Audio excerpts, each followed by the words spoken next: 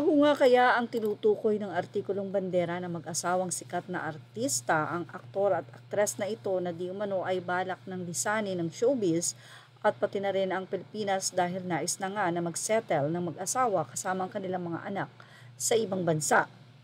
Ayon sa artikulo ng bandera, marami-rami na rin daw ang nakakaalam na may plano ngang tumira sa ibang bansa ang mag-asawang sikat na aktor at aktres na parehong may karera dito sa Pilipinas. Kwento ng source, si girl marami raw offer kaso medyo picky siya kaya may ilang projects na hindi natutuloy. Si actor naman daw ay may career din pero hindi ganun kalaki ang kita niya kumpara sa asawang aktres. Yan ang sabi ng source. Ilang beses na palang nagpunta sa bansang planong maging permanenteng tirahan ng mag-asawa kasama ang kanilang mga anak at gustong-gusto nga raw nila sa nasabing lugar. Ang ganda ng paligid, masarap ang simoy ng hangin at saka palagi ring nakangiti ang mga taong nakatira doon. Kaya naman naiinganyo ang mag-asawa na doon na nga tumira. Kwento pa ng kaibigan nila nang nasabi nga pong artikulo ng bandera, sa bansang planong tirahan daw ng mag-asawa kasama ang mga anak, ay open kasi daw doon ngayon sa mga gustong mag-work at doon na nais mag-settle at maraming Pinoy doon. Gusto ng bagong environment na mag-asawa at doon na nila palakihin ang mga anak nila.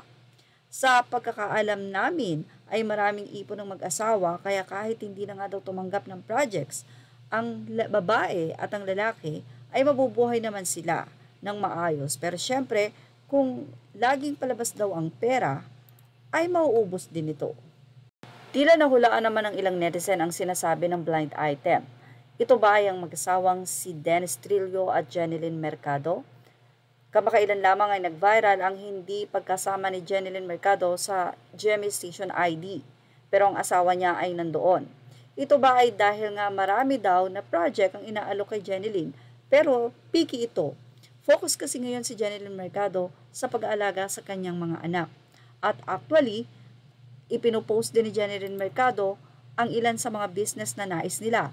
Mukhang pinasok na rin nila ang pagiging producer or partner ng Netflix Philippines.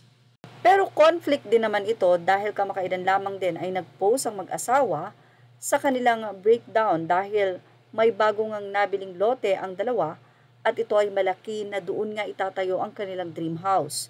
So kung sila yung pupunta sa ibang bansa para doon manirahan, bakit magtatayo pa sila ng panibagong dream house? Baka naman din kasi nais nila na pag umalis sila papunta sa ibang bansa ay mayroon pa rin silang property na iiwan dito sa Pilipinas. Siguro bago sila umalis ay gusto nila na masettle ang lahat bago nila magdesisyon na doon na nga tumira sa bansang nais nila. Isa pa, napabalita at kinumpirma na din naman ng manager ni Jeneline Mercado na ibinebenta na nito ang kanyang bahay or property sa Quezon City. Ang bahay na iyon ay pagmamayari ni Jeneline Mercado dahil ito ay naipundar niya nung dalaga pa siya. Pero ang dahilan daw kung bakit ito ibebenta ay dahil nga sa panibagong property at panibagong bahay na nais nilang itayo ni Dennis Trillo.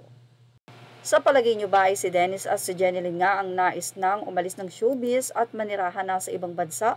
Well, kung may naiisip pa kayong iba, ilagay ito sa ating comment section.